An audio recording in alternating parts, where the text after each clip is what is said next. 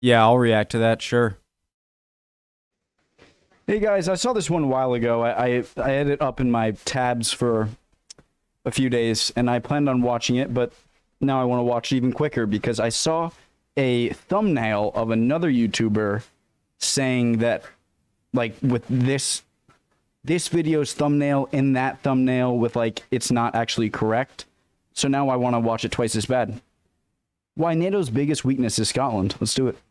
The United Kingdom is currently going through one of the greatest crises in its entire history, and it's so severe it's unclear whether or not the country will end up surviving in its current form at all. The rate of inflation in Britain is currently the highest it's been in more than 40 years. The economy is in the midst of a recession that is only likely to get worse through 2023, while the UK government shuffled through 3 different prime ministers in a matter of only 51 days. And perhaps worst of all from the perspective of Westminster, Scotland continues to remain restless, a threat that can not only end up dissolving the entire country after more than 3 centuries of unity, but could also undermine NATO's entire strategy against the Russians in the event of a war. You see, back in 2014, the UK government granted Scotland the right to hold a referendum on independence for the first time in the country's history, and it only narrowly failed. 45% of Scottish voters back then voted to leave and become an independent country, while 55% voted to remain within the UK. But of course, that referendum was held back when the UK was still in the European Union, before the Brexit vote that came 2 years later in 2016. So are the worries of Scotland's, especially with the whole Russia invasion of Ukraine, with international politics so complicated right now, it might be a bit more intimidating to leave, but would it kind of be a same thing as the UK leaving the EU, as in, like, you'll be more independent and it might be bad in the short run, but maybe you can make it better in the long run, sort of thing? Is that a okay comparison?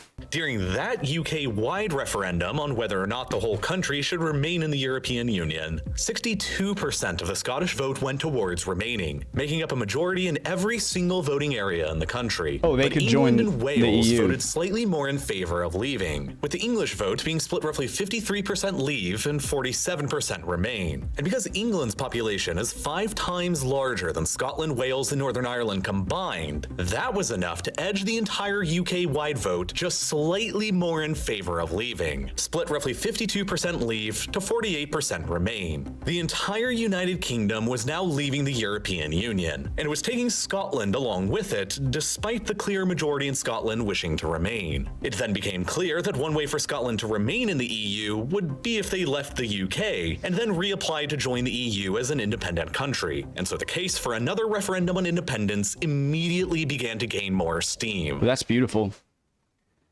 So I'm just now thinking about something that I don't understand really, and I don't know why I haven't looked more into it, but I mean, I've seen so many videos on the UK now, but I know, you know, it's 4 countries. You know, there's the island, and then there's the UK, which includes Northern Ireland, Wales, Scotland. Fast forward if you want. You're not dead to me this time. It's reasonable, just because I'm recapping. But what can Scotland, like, does Scotland have similar powers that a state in the United States has, in that you have some independence from DC in our case, or from London in Scotland's case, but when it comes to international decisions, it's all, you know, Washington does it. So I want to learn more, just exactly what it means. Like, why not just be one? Why still have 4 countries? Then in the midst of the COVID-19 pandemic in October of 2020, polling in Scotland began showing for the very first time a narrow majority of Scots were then in favor of independence, with 52% in favor to 39% against and 8% undecided. And then during the 2021 parliamentary elections, pro-independence parties in Scotland managed to increase their majority in the Scottish Parliament. That encouraged Scotland's First Minister in June of 2022 to then propose a second referendum on independence that was tentatively officially dated for the 19th of October 2023, 9 years after the first referendum had been held. But then just a few weeks ago, the UK Supreme Court unanimously ruled that Scotland has no right to host another independence referendum on its own without the approval of the UK government in Westminster. And by that, they really mean without the approval of England, the country that so demographically dominates the UK. The second Scottish independence referendum has thus been put on hold now indefinitely. And a lot of the reason why is because the specter of an independent Scotland is probably the single greatest nightmare that terrifies not only the government in Westminster, but also the strategic planners at the NATO headquarters in Brussels. Because if Scotland ever does end up just knowing that the fact that there is now another country. I know you could say, well, there already are 3 separate countries on Britain, but they're part of the United Kingdom. But to have a border on your island where you have no say in the in their politics, probably a little scary, no generation and many English, British generations have had that be the case. Leaving the UK, it won't just mean a potential end of the United Kingdom and a disunited Britain. It will also mean that Russia's military position in the Arctic and the North Atlantic will be greatly strengthened, and the Kremlin will most likely have a better ability to threaten and disrupt the NATO alliance in ways that it has never been capable of doing before. Okay, so they're going to be able to have non-NATO waters. What happens to the rest of the United Kingdom if Scotland leaves the country? And the first major consequence will be what would happen to all of the UK's oil and gas reserves located in the North Sea. Beginning back in 1970, large commercial-grade offshore oil and gas reserves began to be discovered within the British Maritime Exclusive Economic Zone of the North Sea. They would eventually reveal that the UK controlled the 31st largest reserves of oil in the world, an amount that is roughly on a par with the Republic of the Congo, one of the members of OPEC. Understandably, these North Sea reserves quickly became a central foundation for the modern British and Scottish economies. By the 1980s, British oil and gas revenues from the North Sea had hit their highest levels when adjusted for inflation. Question, guys, what is the purpose of the giant fire stack that always dominates like the silhouette of an oil platform? Like, is that the release of gases from some engine that you need to pump the gas? I mean, why does fire come out? In the 80s, British oil and gas revenues from the North Sea had hit their highest levels when adjusted for inflation, around £35 billion a year in today's valuation. And over time, the industry would pay hundreds of billions of pounds in taxes to the British government and support hundreds of thousands of UK jobs. And even though production, revenues, and taxes have all steadily declined over the decades since the 80s, as the fields have become more and more depleted, British domestic oil and gas production was still sufficient enough to meet more than half of the UK's entire demand as recently as 2016. And as a result, the UK has been capable of maintaining a strong sense of energy independence now for decades, and has been less reliant on foreign imports of oil and gas than other European countries like Germany. And that has given the British government a much higher degree of flexibility in its foreign policy. As an example, someone tell me why I learned that Germany had phased out nuclear power. Isn't nuclear power like the thing that can save us? I think humans are very incredible at adapting, and so I think that we fear more than what will happen. We can't see future technology, but doesn't mean global warming and sea level rise isn't an issue. And so why did Germany become so reliable on wind, and why didn't they go the French route? before the Russians invaded Ukraine, the UK was only importing 4% of its gas and 9% of its oil from Moscow, compared to Germany's Russian-supplied imports of more than half of their gas and 40% of their oil. Thus, it was a far easier decision for the UK to ban all of their Russian fossil fuel imports than it was for Germany. They could always make up some of that. See, that makes... If I was a cartoon character, you would have seen money signs pop out of my eyes, okay? Right there, that's 55% of gas, 40% of oil to a massive industrial country like Germany. A massive country like Germany. That if the US and Canada could capitalize. The US has a ton of oil. shouldn't that make like, ooh, Russia's becoming even more of a pariah? Let's produce more gas in the US and then sell to Germany. Wouldn't that give us so much money?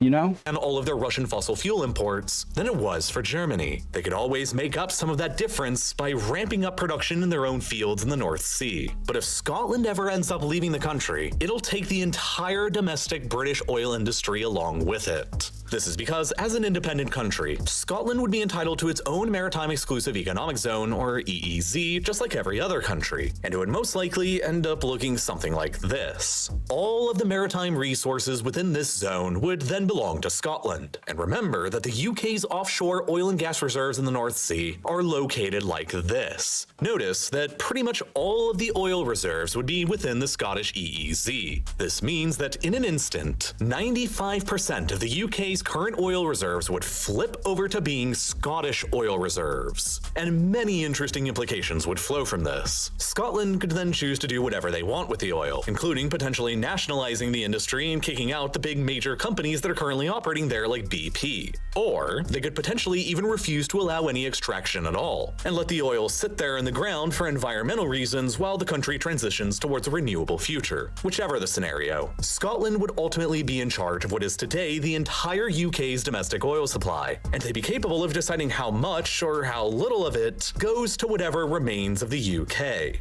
Imagine if Scotland, Norway, Iceland, and Denmark were one country. I'm only including Denmark really because they have Greenland, and they would. Where am I at? 644. I mean, they would control like the entire entrance from the North Sea, Northern Atlantic into the Arctic, which is, I believe, going to be a giant trade corridor on top of all of the oil and resources you have and fishing and whatnot. You'd have like this entire cross section of sea in your area. I know that's an insane scenario, you know, them joining, but In this zone would then belong to Scotland. And remember that the UK's offshore oil and gas reserves in the North Sea are located like this. Notice that pretty much all of the oil reserves would be within the Scottish EEZ. This means that in an instant, 95% of the UK's current oil reserves would flip over to being Scottish oil reserves. And many interesting implications would flow from this. Scotland could then choose to— Wouldn't Scotland also lose?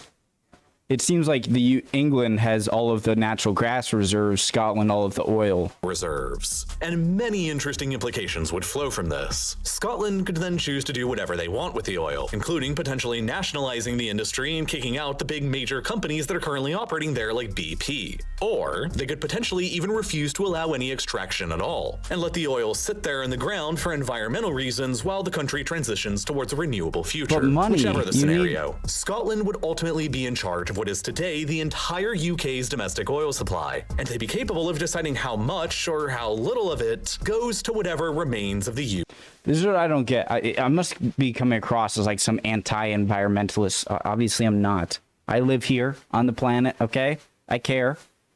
But let's not go crazy. Like, aren't we going to need to keep using fossil fuels for a while, even if we decide to transition today? Like, everyone's like, all right, we're transitioning.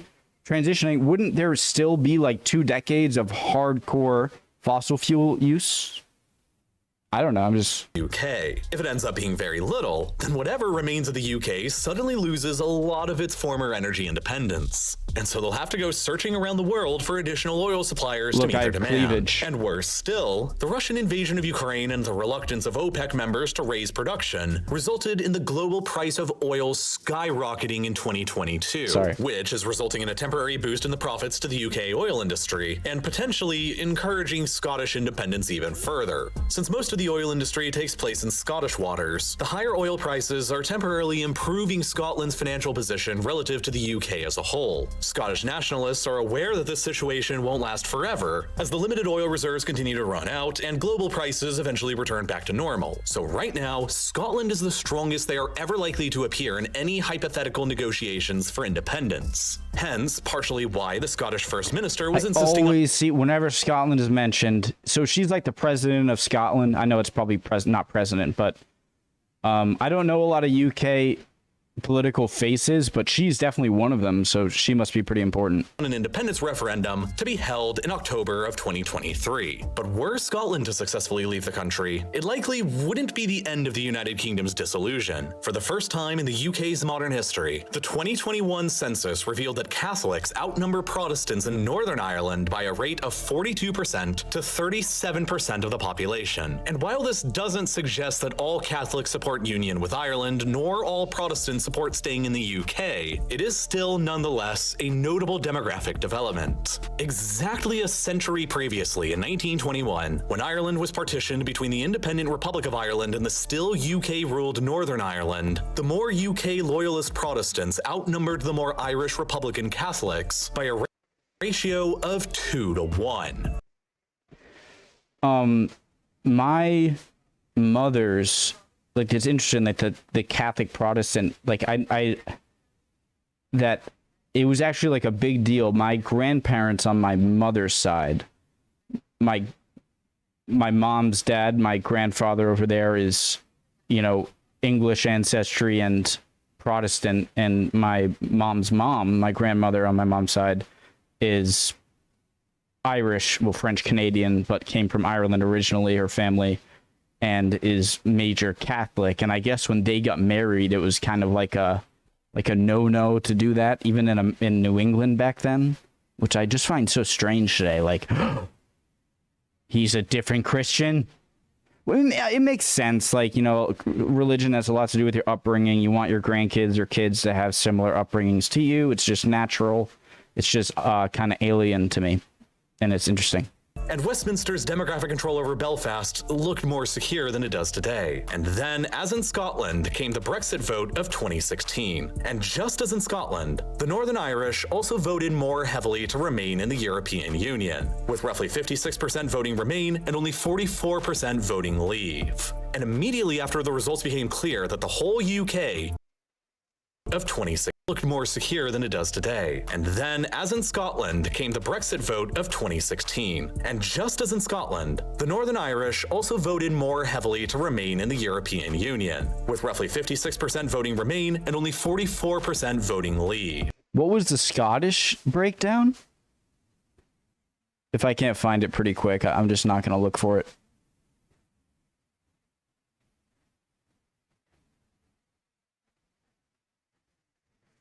And immediately after the results became clear that the whole UK, including Northern Ireland, would be leaving the European Union, the Irish Republican Party next door in the Republic of Ireland, the most heavily advocates for Irish unification, Sinn Féin, called for a referendum on a united Ireland to be held at once. As with Scotland, one potential way for Northern Ireland to rejoin the European Union would be to leave the UK and join the Republic of Ireland, which is still an EU member state. And while General But not a NATO member state. I mean, they don't need it. But so, I feel like the reason, let me know, do you think the reason that Northern Ireland, which I think of being pretty patriotically British, you know, that's my thought process, I guess. But do you think a lot of it wasn't so much your strictly political want or economic want of, and maybe they voted and like, oh God, we're, you know, you had the Troubles and then more stuff throughout the 20th century of fighting and a hard border where you need to like get a passport to go through might start up the trouble again. And so maybe you vote to stay, not out of your politics, but just out of, you know, things are starting to finally settle down and we don't want to ramp it back up again and start fighting.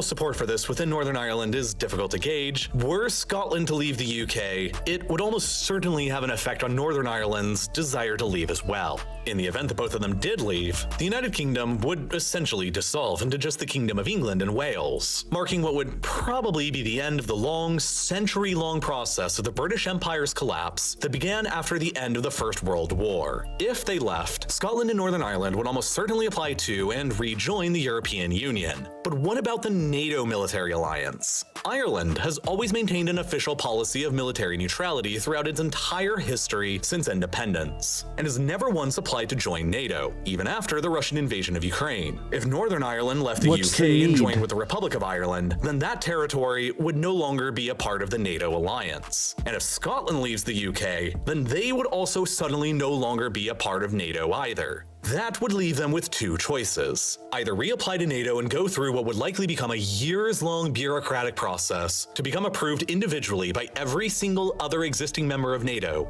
or pursue a similar policy of military neutrality as Ireland and simply decline to reapply and stay out of it. Either of these choices would be a major pain both for NATO and whatever remains of the British military for these very critical reasons.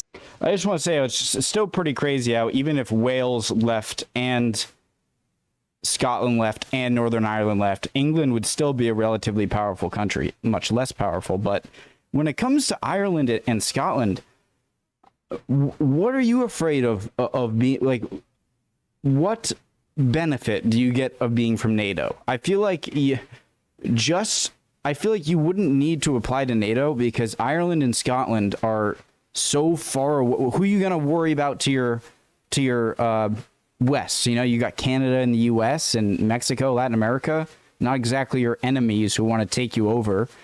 And then I feel like any conflict that would break out where it was massive enough that NATO needs to play a part that would reach Ireland or Scotland, NATO would already be effective and would already be probably begging to use your space, or you would probably want to use your space. So it's different for, say, Poland or Romania to be, fearful than it is to someone over here. It's like if Russia challenges Ireland or Scotland and they're like, oh my God, we didn't join NATO, what possibility can come around with that without already getting into war with other NATO countries?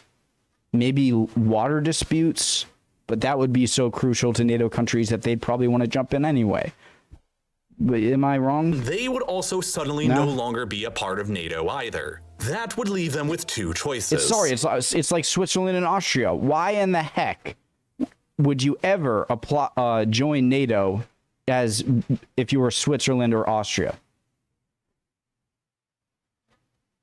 There are only negatives, and negatives in terms of you'd have to change a lot of stuff inside your country. You'd have to open it to NATO forces, being in there. And so it's like when joining NATO or the EU, NATO, you got to think of the positives and negatives. Well, the negatives are you have a little less control over your country and your army. The positives are nothing because you are surrounded by NATO countries who, if Russia were to try to affect you, they're already pushing.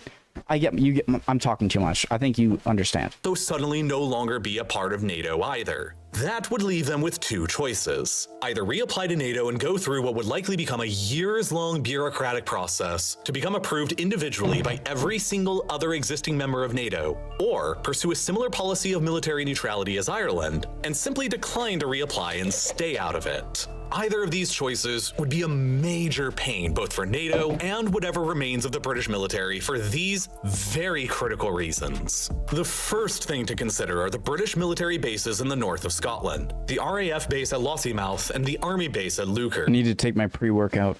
I think I'm going to the gym after this, so.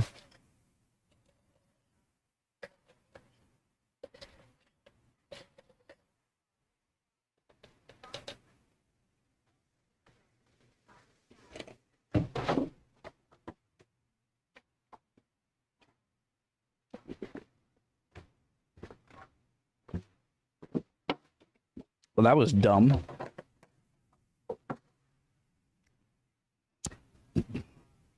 I don't feel like changing my shirt. It's just water. military bases in the north of Scotland, the RAF base at Lossiemouth and the Army base at Leuchars. An independent Scotland would have every right to insist on the British military vacating from both of them, and the consequences for NATO would be dire. Lossiemouth is one of the largest air bases operated by the RAF, and is one of the 2 air bases that currently contributes to the UK's continuous airspace protection alongside the RAF base at Coningsby, further to the south in Lincolnshire. Planes operating out of these 2 air bases maintain the continuous defense of UK airspace at all times. And Lossiemouth is arguably the more important one, because it is the one more nearby to where Russian jets most frequently make their probing flybys. After the Russians invaded Ukraine for the first time and annexed Crimea in 2014, and Western nations began applying financial sanctions against their government, Russian jets, including nuclear-capable bombers, have made frequent flybys of the UK's airspace by flying around the north of the country. So, no one owns this airspace? Doesn't Norway? And the RAF most often intercepts them by scrambling fighters out of Lossiemouth. But this ability will be lost to whatever remains of the RAF were Scotland to leave, and their ability to intercept Russian aircraft and potentially even missiles coming in from the north will be severely depleted. But that's not even the worst thing that would potentially happen for NATO. The worst nightmare for NATO is what would happen to the submarine bases and facilities here at Fastlane and Coalport on the west coast of Scotland, arguably the most strategically located naval facility in the entire NATO alliance. Is it a good idea to broadcast that? Fastlane is presently the home base of the entirety of the British nuclear submarine fleet and the UK's whole nuclear deterrent. It was selected for this purpose back during the Cold War because of its excellent geographic location, which is the best place in the entire UK to build a submarine base at. The area around Fastlane is remote and sparsely populated, far removed from any prying eyes. The waters around it are well protected and easily defensible, while the Gairloch and Firth of Clyde nearby are deep and easily navigable bodies of water. So does loch mean lake, or does it mean inlet or bay? While the Gairloch and Firth of Clyde nearby are deep and easily navigable bodies of water that lead directly out to either the Irish Sea and the English Channel in the south, or up to the all-important GI-UK gap in the north between Scotland, Iceland, and Greenland. The GI-UK gap is probably the most important body of water for submarines to consider in the entire world, because it is the only possible gateway that Russian and formerly Soviet subs could take from their northern bases in the Arctic towards the Atlantic Ocean. Even today, what about the Bering Strait? the crown jewel of the Russian Navy is their northern fleet based up near Murmansk in the Kola Peninsula. I know the Bering Strait isn't, I'm talking about if Russia, to go to the Pacific, would have to go through the Bering Strait, so that must be pretty important too. Russia possesses 11... I gotta shut up, their but northern fleet based up near Murmansk in the Kola Peninsula. Russia possesses 11 submarines in total that are capable of firing long-range nuclear weapons in the event of an all-out nuclear war. And 8 of those subs are stationed with the Northern Fleet near Murmansk. The only way for them to travel into the Northern Atlantic and threaten the United States and Canada is by traveling anywhere through the GI-UK gap, which is presently controlled on all of its sides entirely by NATO allies, with a major submarine base at Fastlane located right nearby for rapid and stealthy access, where all 4 of the UK's nuclear-armed submarines are presently headquartered. One of these 4... So this is my main question. So, your territorial waters can't be flown over, but don't Greenland's, Iceland's, what is this, Svalbard or something of Norway, Orkney's, what over here, and then Norway's, do their waters not cover the gap? All 4 of the UK's nuclear-armed submarines are presently headquartered. One of these 4 nuclear-armed submarines is always out on patrol in an undisclosed location at all times. And this is how the UK manages to maintain a 24-hour, 365-day-a-year nuclear deterrent. If you attack the UK with nukes, you never know where that other sub is that can fire back at you in retaliation. But of course, this entire strategy immediately falls apart the moment Scotland leaves the UK and NATO and doesn't decide to rejoin. This is even further complicated by the Scottish government's antagonistic position towards nuclear weapons. Leading up to the 2014 Scottish independence referendum, whether you're in NATO or not, or in the EU or not, you still care about you're still more aligned culturally and friendly with NATO and your NATO countries. And so you're saying you don't think Scotland would still be... Scottish National Party vowed that it would force the British submarines and nuclear weapons out of Fastlane in the country were independence to be achieved. That would mean the UK would suddenly lose its continually at sea nuclear deterrent. And there are few other places anywhere else in the UK for those subs and nukes to go in the event that they are forced to leave. It would end up costing the UK billions of pounds and years worth of effort to recreate another submarine base of the same kind of caliber somewhere else in England or Wales.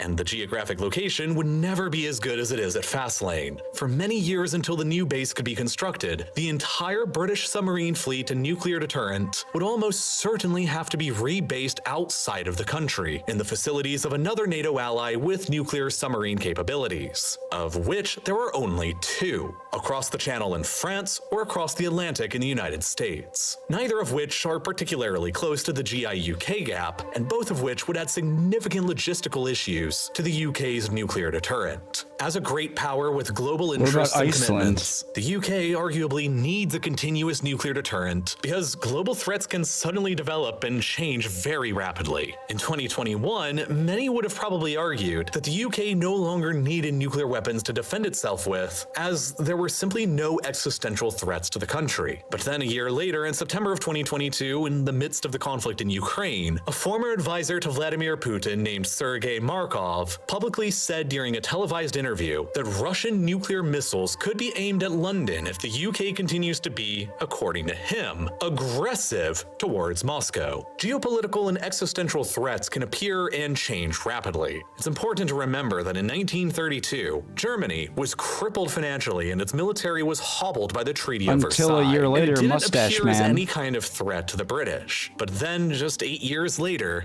the Germans were occupying Paris and they were bombing London every single night during...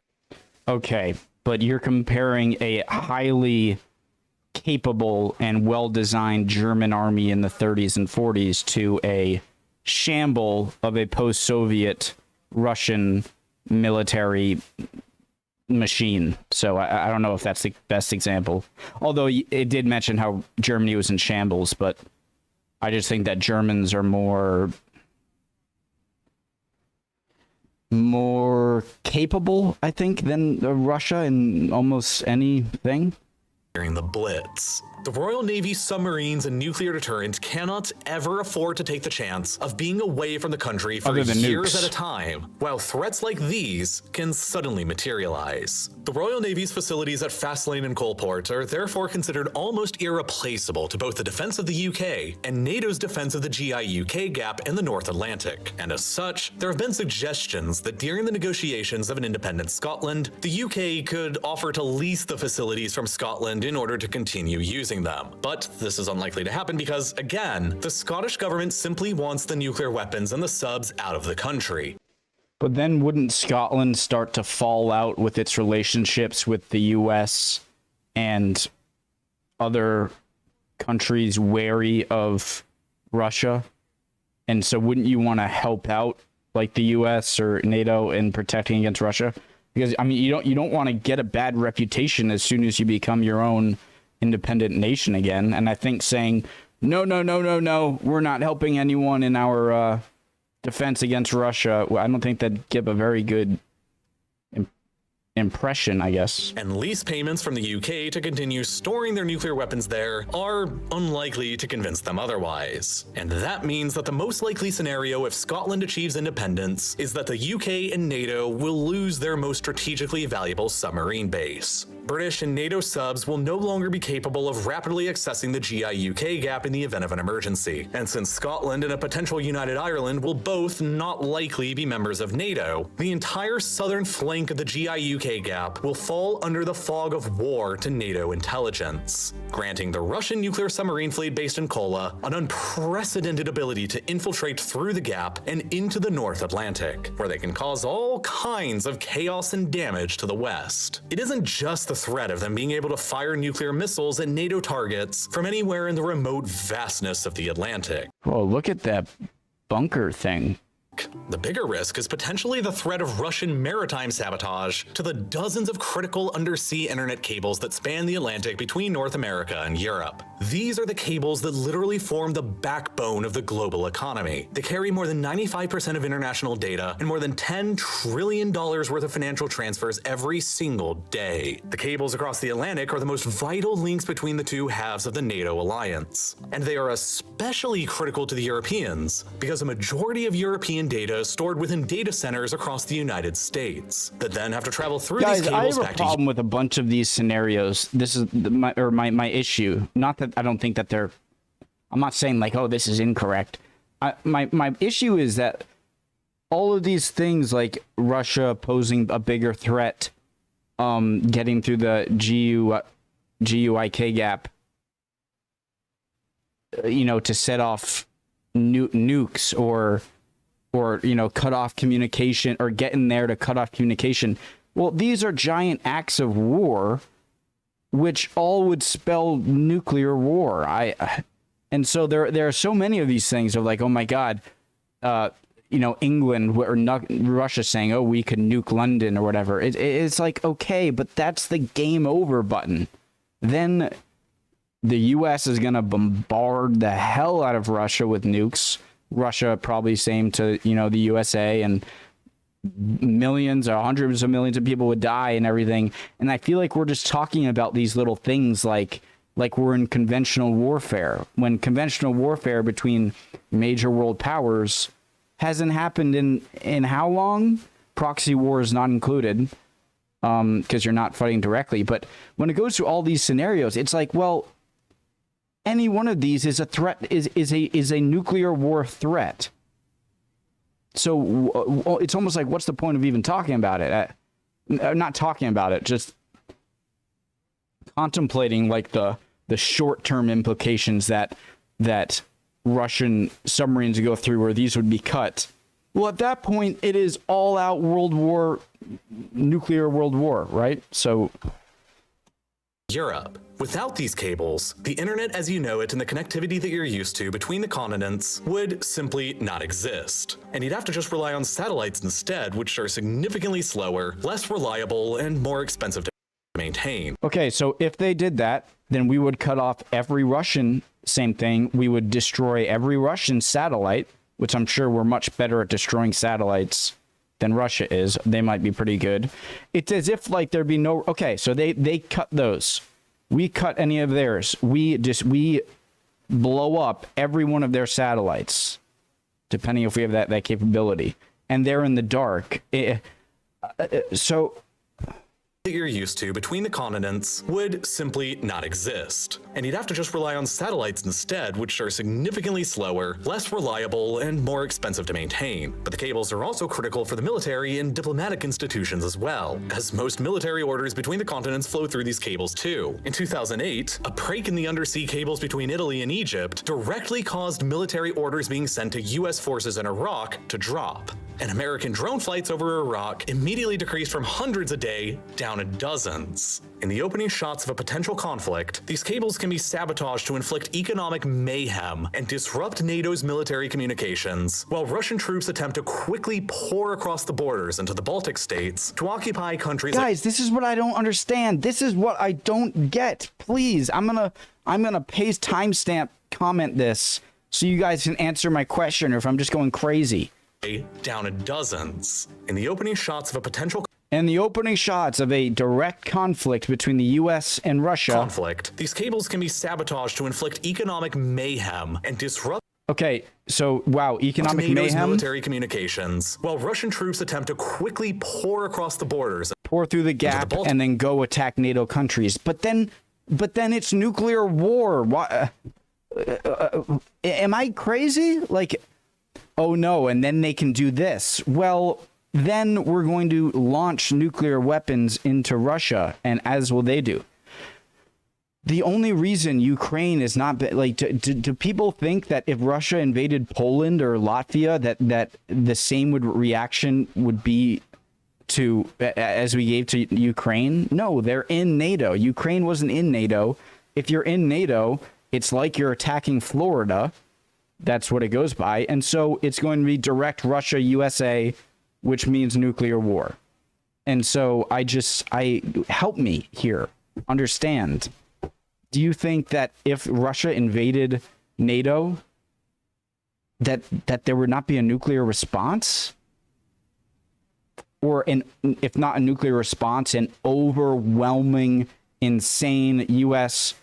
major NATO power full-on assault on Russia until nukes inevitable. So I'm just like, okay, if Russia cuts those cables and does that, and that's the dumbest decision ever. To occupy countries like Estonia, Latvia, or Lithuania before a NATO response can be quickly or effectively made. The United States now has more than 100... They can barely handle Ukraine, okay? And they're expecting quickly capture Estonia, Latvia, Lithuania, and then be able to hold off against a counterattack when the NATO gets back on their feet. Before a NATO response can be quickly or effectively made. The United States now has more than 100,000 troops deployed to Europe, largely to dissuade the Russians from ever trying to do that. But how do you think the majority... Jesus Christ. Europe largely to be made. The United States now has more than 100,000 troops deployed to Europe, largely to dissuade the Russians from ever trying to do that. I thought I heard base. Well, why so many in Germany?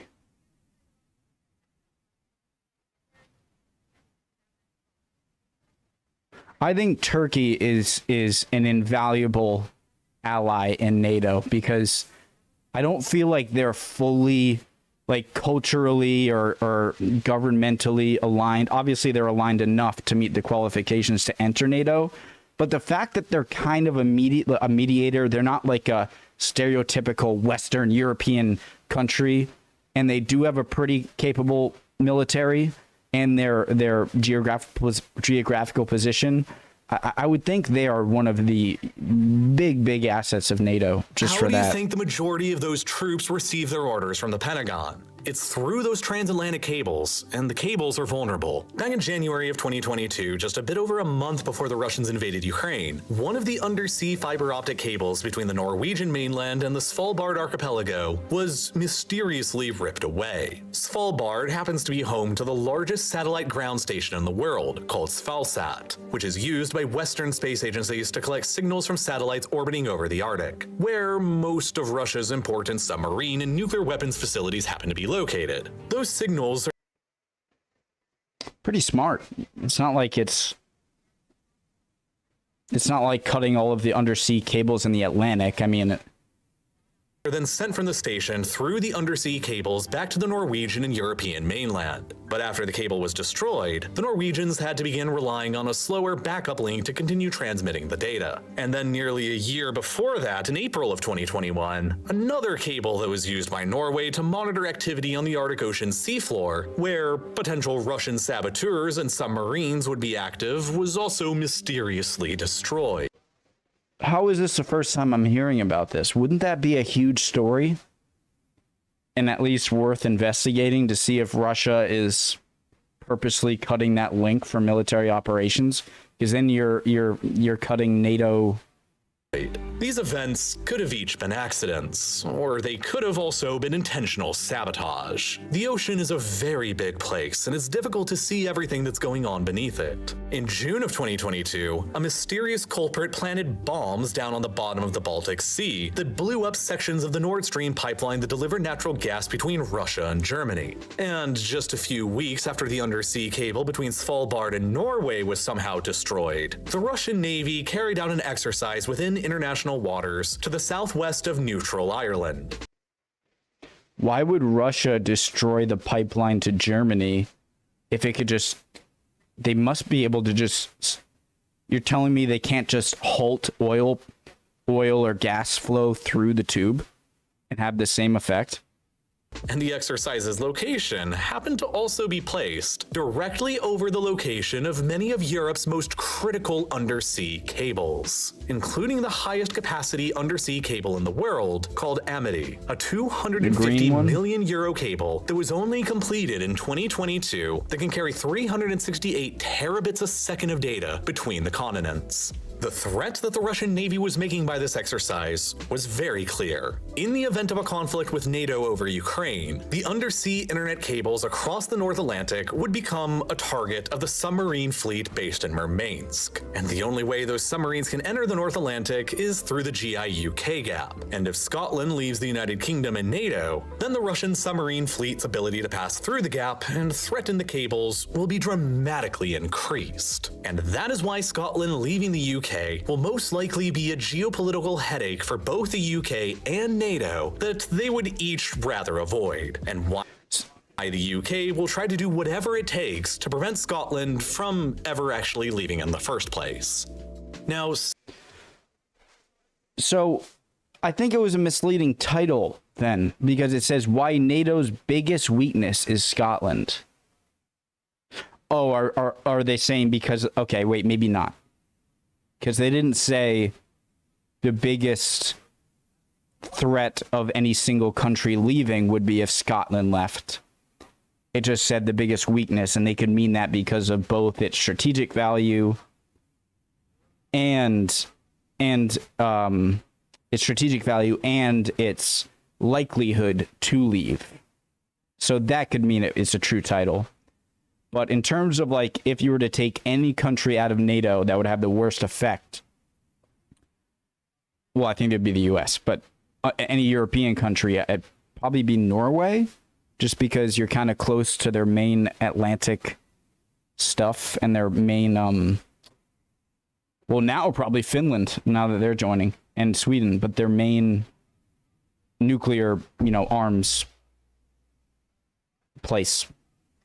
To prevent Scotland from ever actually leaving in the first place. Now, sifting through all the news to create these kinds of videos about macro current events I want to show his ad, but I got a piece so bad. Is pretty difficult. There are tons of different media outlets out there with all kinds of different biases that can make finding the nuanced truth about what's okay. Let's see if I agree with this. Media outlets out there with all kinds of different biases that can make finding the nuanced truth about Axios in the middle. Associated Press in the middle. CNBC, I can see that in the middle. Forbes, BBC, I wouldn't say is in the middle. I don't really know a lot of these. Slightly to the left. Washington Post. I'd say NPR. New York Times and Washington Post are more to the right on this list than CNN. That's insane. I would think CNN should be here. Washington Post, NPR, and New York Times, and Politico, and LA Times, I think should all be here. Now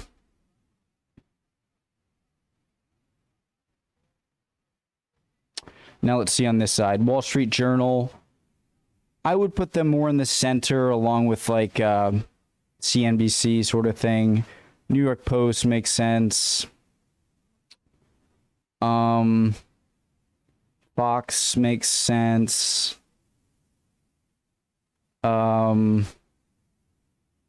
Daily Wire makes sense. Vox.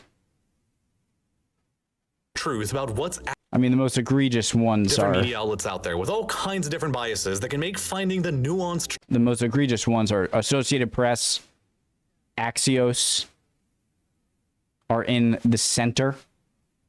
Excuse me? Truth about what's actually going on out in the world difficult to figure out, which is exactly That's like saying Fox News is in the center. Aggregator app like today's sponsor Ground News MSNBC. is so helpful. Guys, check out Ground News. I got a piece so bad. I love you guys. See you guys next time. Can't wait to see your comments. Bye. Do if you like Ground News, get it. Bye, guys.